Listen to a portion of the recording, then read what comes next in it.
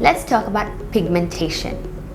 Well, pigmentation is great, right? Because we all have pigmentation. Pigmentation is nothing but having color in our skin. The concern is when it becomes hyperpigmentation, because you don't want hyperpigmentation. Well, at least I don't want it. So what does this mean? As Indians, we produce what's called eumelanin. And eumelanin is a brown form of pigment. And this is the one that gives our skin color. Depending on how much pigment or eumelanin is produced, we either have darker skin or we have a lighter tone in the colored skin segment. And that is what is about pigmentation. But whenever there is any disturbance to our skin, to the environment in our body, any kind of irritation, it leads to increased production of this melanin, which leads to hyperpigmentation. And hyperpigmentation on the face is extremely distressing. In fact, when we've always done quality of life assessment, it's found that people who have hyperpigmentation on the face have a poor quality of life because of the distress it causes from having pigment patches on their face. Now, how does hyperpigmentation look like? You can have it on the face or you can have it on the body. If it's on the face, it could be melasma, which is commonest. Melasma typically tends to be on the cheek and the nose area. It can be sun damage pigmentation, which men and women both get equally. Typically, you'll see men having pigmentation on the forehead and this area, in the temple area, and some around this. Same thing with women, that's sun damage. It could also be an overall increased darker shade of the skin on the face, neck, ears, hands, on the sun exposed area. That is because of sun damage.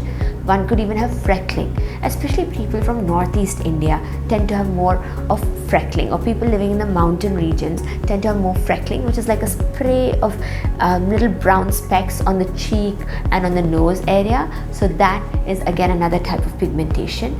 There is also others like drug-induced hyperpigmentation. Then there's something else which we call as PDL, which is pigmentation demarcation lines, but many more. But commonly people get distressed by photomelanosis, which is sun damage or increased tanning, and the other one is melasma.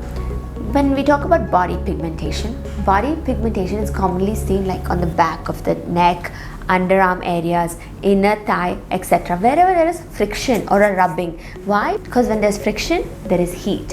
When there's heat, there's irritation, which causes increased pigmentation again, right? So we must look at to avoid these kind of trauma. And even pre-diabetes conditions, insulin resistance or metabolic resistance, polycystic ovaries, hypothyroidism, vitamin D, vitamin B deficiency, other hormone changes can all lead to hyperpigmentation, not just on the face but also on the body. Now, what is unique about pigmentation on Indian skin? In Indian skin, we all have normally a pigmented skin type. It's called colored skin or skin of color.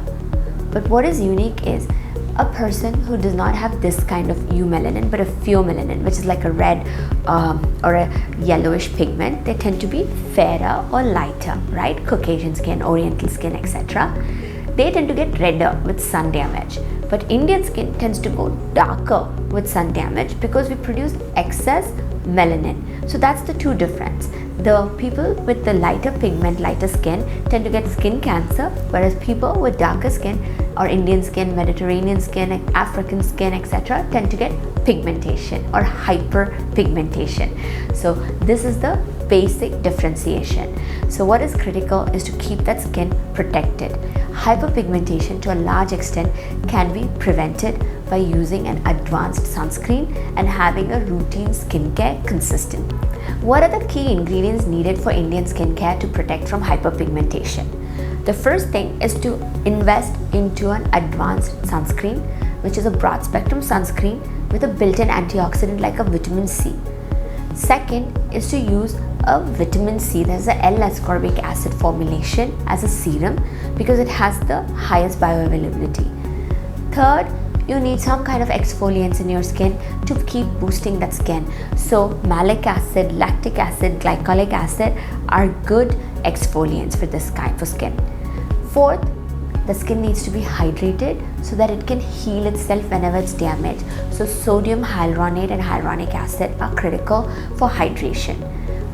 Fifth, ceramides. The reason is the skin barrier needs to be intact. So using something with ceramides to keep the skin barrier intact is critical. Typically, there are certain skin brightening agents that suit skin of color or Indian skin.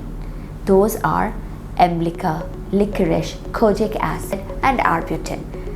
These all are an environment that work together to protect the skin from hyperpigmentation, but one must use it wisely and layer it correctly.